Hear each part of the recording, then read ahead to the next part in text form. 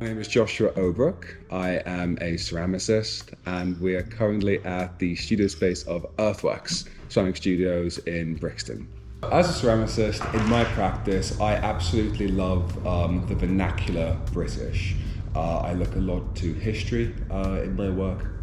I'm particularly fascinated with the period in between the fall of the Roman Empire in Britain, so that's around the 5th, 6th century, and very much the pre-Renaissance, so that would have been the Northern Renaissance for England, so then the gap in between the 5th or 6th century and the 15th century. So by the time you hear about the Tudors, I'm not interested in that. It's all just before that period.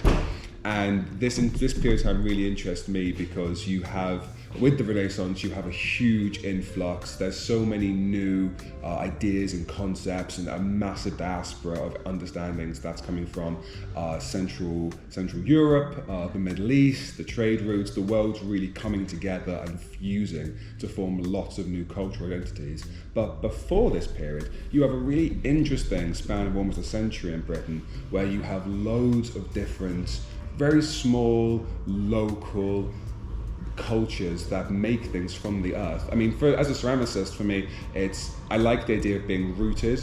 I like the idea of having my feet literally on the ground. I mean, clay is ground, clay is earth. So to be able to then have a practice that's based off of what I would perceive to be, almost ancestral ways of working and looking at using the ground beneath your feet, that's always interested me a lot. I traveled a lot when I was little, and I came to England when I was 9, very young, and I decided, well, this is very much where I am, this is where I'm going to be, and clay is so geographic.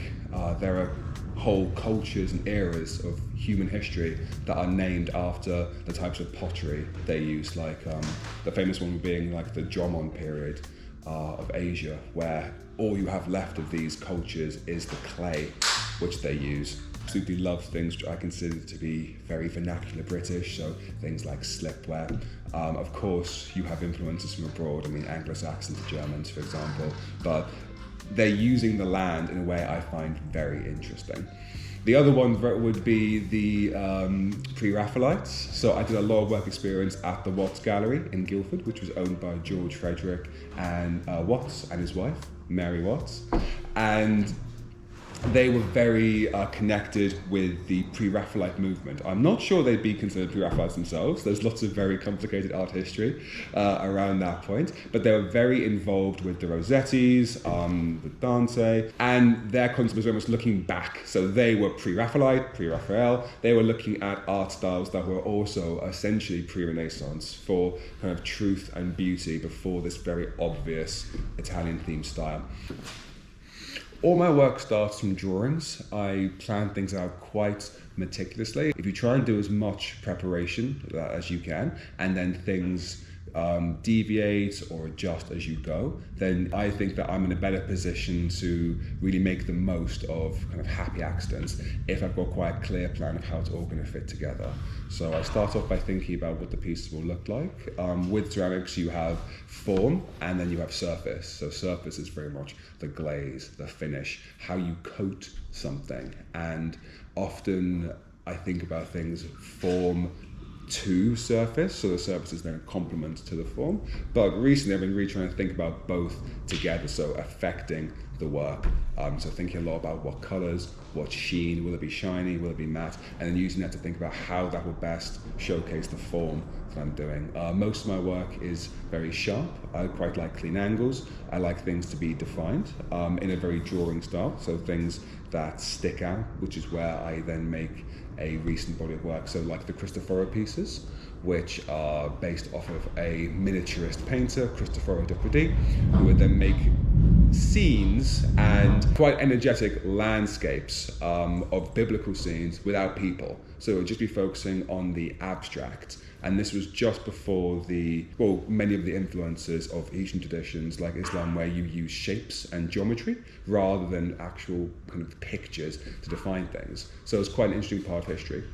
And so I've been using, in recent works, very clean shapes, which I then cut out, I'll carve them, I'll refine them, so I'll smooth them down, and then the glazes I use, they're quite glassy, so they cling to the surface, and they make them very harsh, so they're almost like self-refining. With that, I tend to make a series of works in a couple of month period. So I wouldn't spend a whole week making one thing. I'd make the forms, which I would cast or sculpt or fill in the wheel based on what forms they'd be.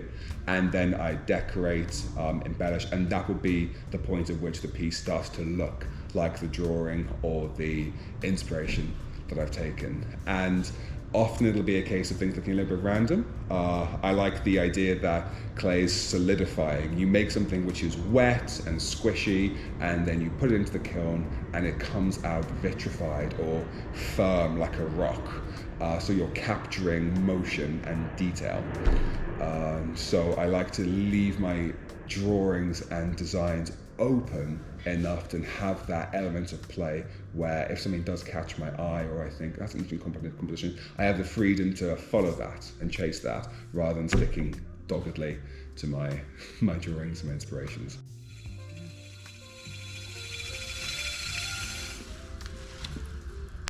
I think if you want to get into the ceramics industry, then it's definitely something, well, it requires a lot of passion and a lot of time, but it also requires you to be able to manage that time in a very sensible way. And ultimately, there are lots of things that people can do that are brand new and unique and that can make working better. But equally, there are many formulas and ways of working that have already been very well established by makers. And it was made clear to me quite young that there are people who are very successful artists and very prolific ceramic makers, and knowing how they function is very helpful. So working with people for internships and residencies and just supporting people to see how they run is very good. And also it's important that you know your personality. So I know that I love schedules and I behave in that way. I like to book out my time. Some people are very interested in working having complete freedom, for example. You'll be given a lot of advice that you should go to open evenings and mingle as much as you can and socialize. And for me, I love a little bit of mingling, but I can't do it all the time. I get a bit awkward in social situations. So for my personality, it was really helpful that I had all these teaching jobs so I could then go up to people and say, oh, hello, I teach this, I do this, you know, I almost have a script of how I'm going to introduce myself to strangers, and that made me feel so much more comfortable. So knowing your personality and knowing how you like to behave in public and how you feel most comfortable. When you're comfortable, people around you are comfortable. So a real understanding of what you enjoy, I think, is important, because if you don't enjoy it, if you don't enjoy how you make or what you make or why you make, you won't do it for long, because it's such a full bodily process. So I'd say really invest in a good degree, 2-3 years of just learning how you function, what makes you happy, and then apply that to a business model, or find an artist or designer or craft person who behaves in a similar way to you or that you really get along with, and see how they've adjusted themselves and their way of life, because chances are it might be quite similar how you would.